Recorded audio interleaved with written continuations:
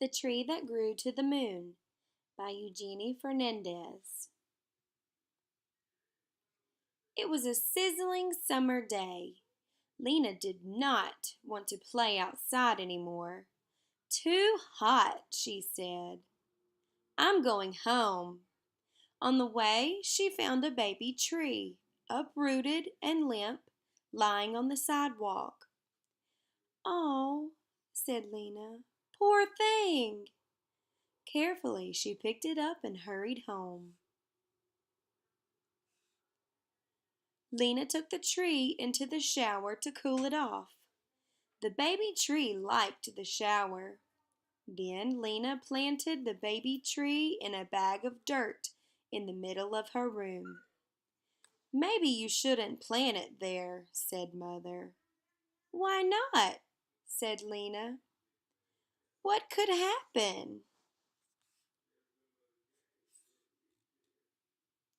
"What could happen?" said Mother. "I'll tell you what could happen.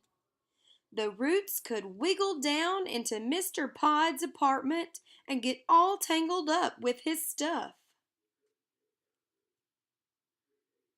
And the branches could wiggle up into your room," said Mother.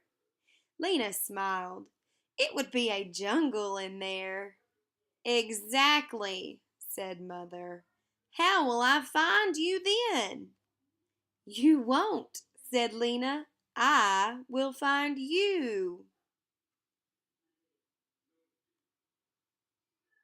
"Maybe I'll put up a swing," said Lena, "and go zooming up to the ceiling and leaping off onto my bed."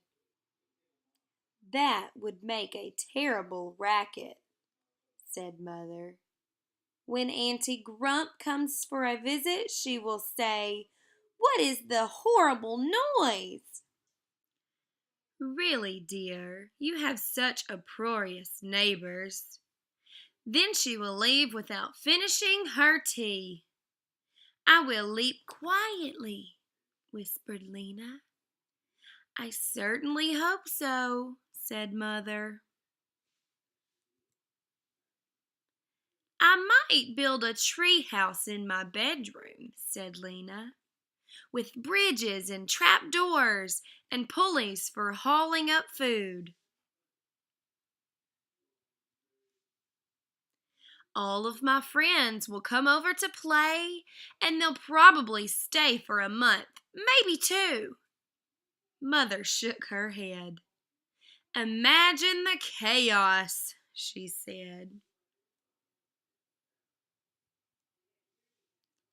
"Pretty soon the branches will grow out the window," said Lena.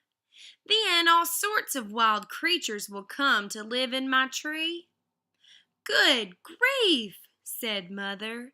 "Don't worry," said Lena. "I'll take good care of the creatures. You won't even know they're here." "Your tree might grow and grow," said Mother, "till it crunches right through the ceiling and into Miss Deertoes's apartment upstairs. Then what if it keeps on growing? What if it carries Miss Deertoes all the way up to the moon?" "She might like that," said Lena. "Maybe she'll marry the man in the moon and live happily ever after." "Perhaps," sighed Mom. "But of course, we will still have a gigantic hole in the roof."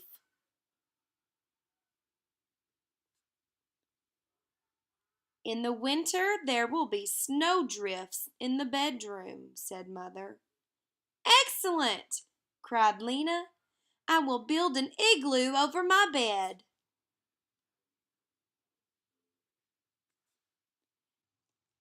"Eventually," said Mother, "the police will gallop in here on their horses and say it's against the building code to have a tree growing out of the roof.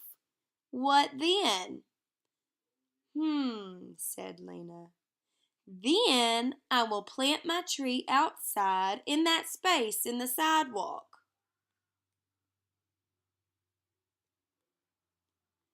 It will be nice and cool underneath my tree, and we will play in the shade. The air will be clean, the old people will laugh, and the babies will stop crying. My tree will be covered with beautiful flowers and all kinds of fruit for us to eat.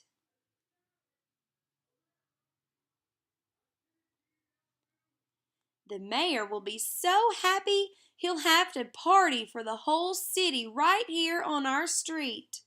There will be music and dancing and acrobats and clowns and costumes and a parade.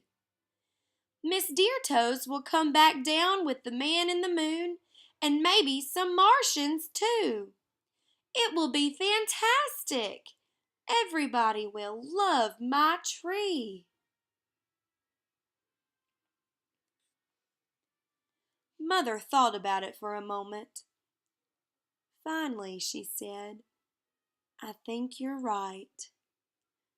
After that, Mother and Lena took very good care of the baby tree.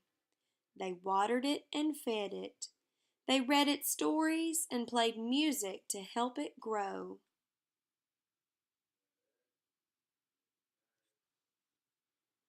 Do you think it will grow to the moon? Said Lena. You never know, said Mother. We'll just have to wait and see.